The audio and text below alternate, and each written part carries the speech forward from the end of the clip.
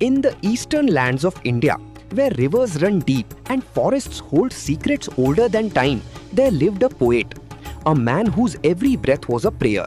His name, Vidyapati.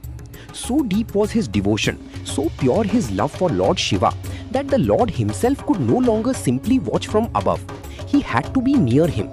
And so, the great Mahadev, destroyer of worlds, keeper of the Ganga, came down, not as a god, not with thunder or divine light, but quietly, humbly, as a young servant.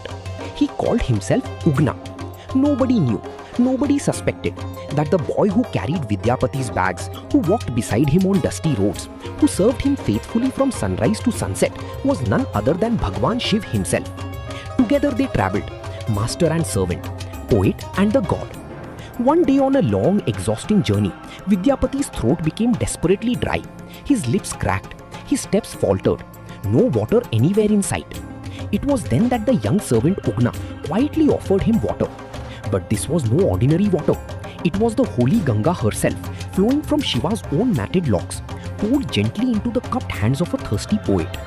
Vidyapati drank and felt a coolness that went far beyond his throat. The moment Vidyapati drank the water and felt a peace that touched his very soul, that supernatural coolness and divine sensation told him, this servant is no ordinary man. It was at that moment that when Lord Shiva knew that Vidyapati knows about his true self, he made Vidyapati promise him. Shiva agreed to stay only as long as his true identity remained secret. No one must ever know. The secret must be held. But homes have their own storms.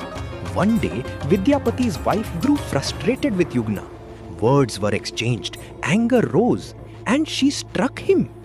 The one who had set the entire universe in motion stood quietly and said nothing. But Vidyapati saw it, and something broke inside him. He turned to his wife and in a voice breaking with anger and anguish cried out, "Stop! Do you not know who he is? He is not just a servant. He is Bhagwan Shiva himself standing right here in our home." And just like that, the words were spoken. The secret shattered, the condition broken. The young man named Ugna smiled gently one last time and disappeared. No thunder, no flash of light, just silence. Vidyapati fell to his knees. The poet who had words for everything went completely speechless. But Mahadev, the ocean of compassion, moved by pure love more than any ritual or offering, could not stay away for long. He heard the silent tears of his devoted poet. He felt the weight of that broken heart. And so Lord Shiva appeared once more, not as a servant, but in his full divine glory, granting Vidyapati the darshan he had longed for his entire life. That sacred place where Shiva appeared for the last time is remembered even today. It is called Ugnasthan.